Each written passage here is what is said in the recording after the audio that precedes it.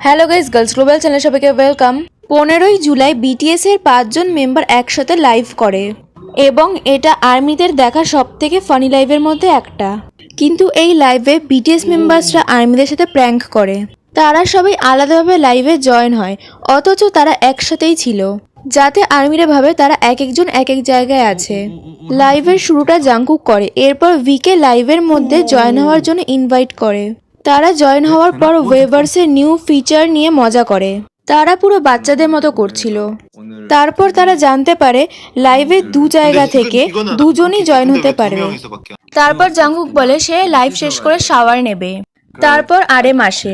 তারপর RM V K বলে তোমার সাথে দেখা হয়ে ভালো লাগলো, অথচ তারা একই বাড়িতে ছিল।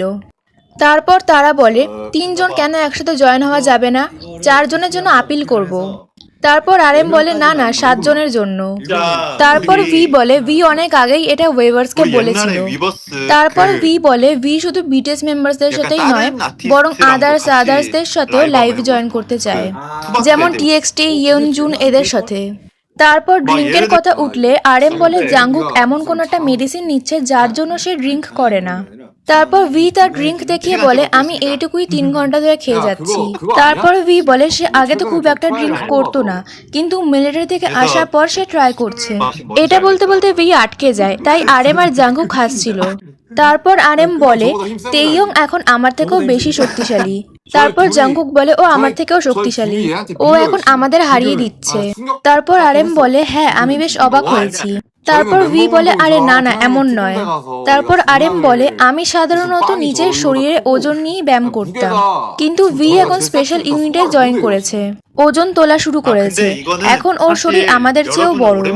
তারপর ভি বলে তোমরা তো সত্যি বলতে অনেকদিন পর ব্যায়াম করছো, আমি কিন্তু নিয়মিত করছি। তারপর আরএম বলে না আমিও ব্যায়াম করতাম, কিন্তু ওজন ছাড়া।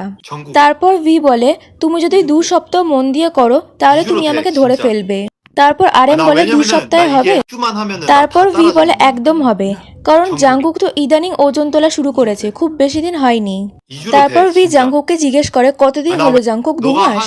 তারপর জাংকুক বলে ঠিক জানি না, আমি সিরিয়াসলি যখন থেকে শুরু করলাম তখন থেকেই। তারপর ভি বলে মনে হচ্ছে 2 মাস, 2 মাস 10 দিন হবে।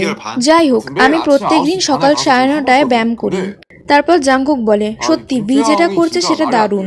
তারপর তারা তাদের ঘুমের সময় নিয়ে কথা বলে। ঘুমানোর নমুনা তো তার আগের লাইফে জিমিন আর জাংকুক আমাদের দেখিয়ে দিয়েছিল। তারপর আরএম জিমিনকে দেখিয়ে বলে যে জিমিনকে অনেক সেক্সি দেখাচ্ছে। তারপর জাংকুক বলে জিমিন এখন সত্যিই সব খুলে ফেলেছে। তারপর আরএম বলে জিমিন এখন একদম খালি। তারপর জিমিন সামনে আসে আর তারা আর্মিদের ম্যাজিক দেখায়। তারা যে এতক্ষণ সবাইকে বোকা বানাচ্ছিল সেটা বলে। সব থেকে বোকা তো তারা হয়েছে যাদের সাবটাইটেল ছিল না আর যারা কোরিয়ান জানে না। তারা তো বুঝতেই পারেনি যে বিটিএসরা কি খিচুড়ি পাকাচ্ছিল। তারপর ভি বলে সে 3% ব্যাটারি নিয়ে লাইভে এসেছে। তখনই ভি এর ফোন বন্ধ হয়ে যায়। এরপর মেবি জিমিনের ফোন থেকে জয়েন করে।